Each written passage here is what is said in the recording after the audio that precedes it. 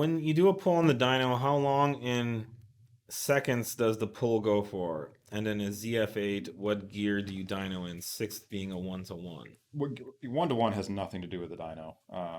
It's going to depend on. Well, you know where this is coming. I bet I this is know coming this is from a old recent. school. Well, no. There's a recent. These Gale Banks videos are gaining a lot of Oh, steam. I spent about an hour watching some of them, and I like. I mean, just quick aside about the Gale Banks got videos it. because I think a lot of people are watching them. Is um, very cranky. When I'm that age, I'm going to be just as cranky. Unfortunately, I've been told that I cannot act like that at the age that I'm at currently. Mm. But I would like to. So do you get like a card or something when you get there? Yeah, I think you get a pass of everyone's like the guy's like 80. He can say whatever he fucking wants. Like no one really gets too offended. But if I say things, it really hurts people's feelings. So I have to be very careful what I say.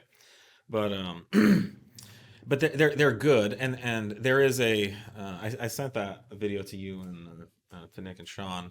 They do a good video. Did I send it to you too? I don't know. I don't They think do a so. good video of breaking down how to dyno cars and dyno myths, like what we've talked about. But it's very professionally produced.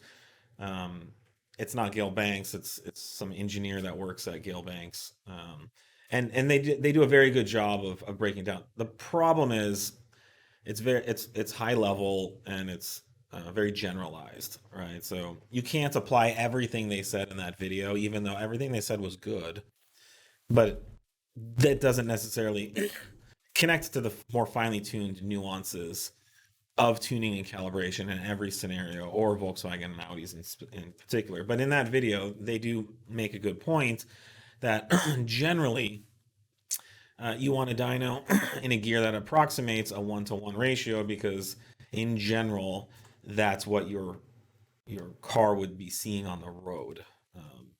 And there's something I'll speak about this in general, and then you get more I into hear the rest details. of it. Um, the problem with dynos is they don't necessarily load the engine how an engine is loaded when it's driving down a road, which is how you're going to be using it. Well, that very much depends on the dyno, but yeah. Yeah, it does depend on the dyno.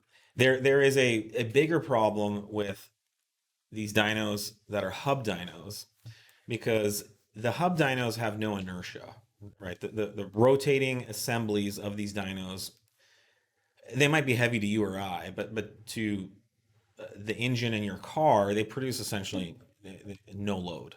So, for example, a Dynapack, which is a nice dyno, perfectly fine for certain types of things, you run water through it to create a hydraulic load inside this hydraulic load cell inside the hub dyno. And the only way for the hub dyno to produce load, which is the resistance against your engine, is to create it using an electronic PID loop. The problem is this PID loop has virtually nothing to do with the load your car would see on the road. So the issue with that is your turbo spools as a function of the load it sees from the road. The mass of the vehicle, what gear you're in. Yeah. Otherwise, the engine revs very fast. A turbo spools up a certain amount of boost over a certain amount of time. And if that time is reduced, the turbo will never hit full boost, or when it does hit full boost, it will be much later in the RPM band. Or if there's too much load, for example, if the Dynapack produces way more load, then your turbo will spool up faster than it ever would on the street. All these contribute to results that generate horsepower and torque curves that have nothing to do with what you would ever see on the street. Right. So imagine, and this is a good analogy that I can give is you would like to do a test on how fast can the average 40-year-old man run. And where do men run? Well, we run on the street, we run on the track, we run on dirt trails, we run in the park with our kids.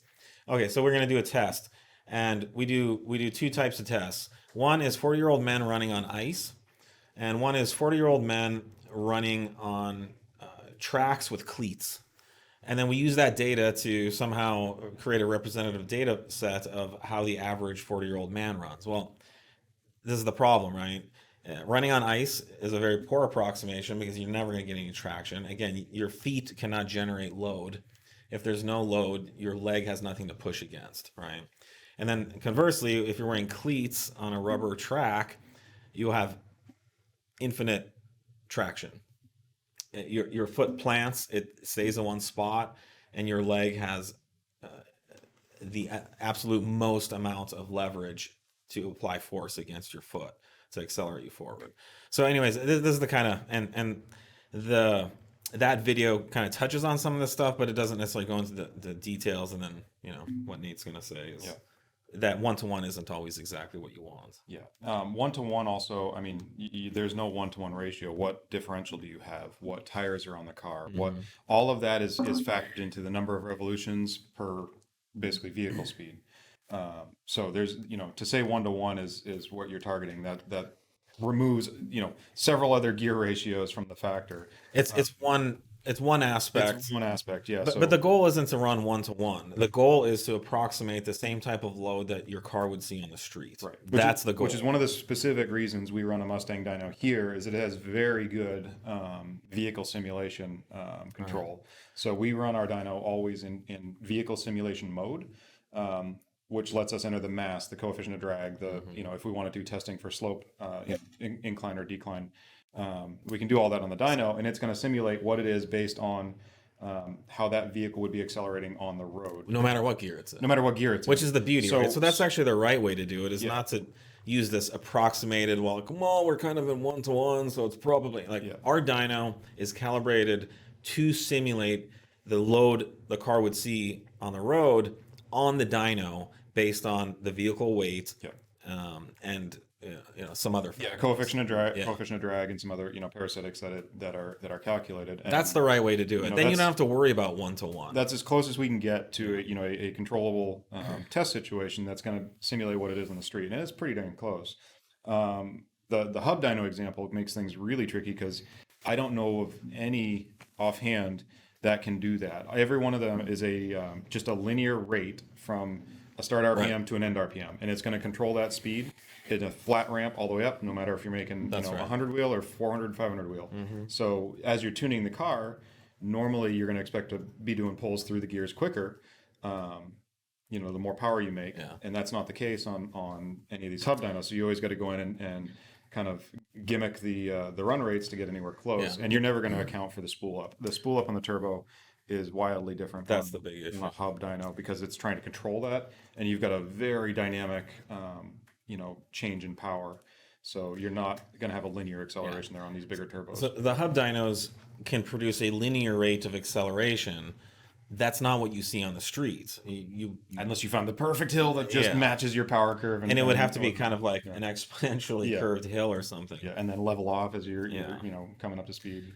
So the advantage our dyno has, which is a Mustang, is it has heavy, massive rollers. These rollers are, I don't know, hundreds of pounds or thousands. Well, there's that, but and then we've got eddy control, and then there's eddy current. But the amount of eddy current that needs to be used is relatively small because of the mass. That's dependent on the inertia. Yeah, and this inertia is actually really important to reproducing a realistic curve because the hub dynos have no inertia, and so they're completely at the will of the load generating mechanism, which results in undershoot, overshoot, undershoot, overshoot, undershoot, overshoot. And you can see this when you do pulls on these hub dynos, is instead of going brrrr, you see brrrr, depending on the controls, if you try and speed them up too much to get them to react quicker, you'll almost always get into an oscillation.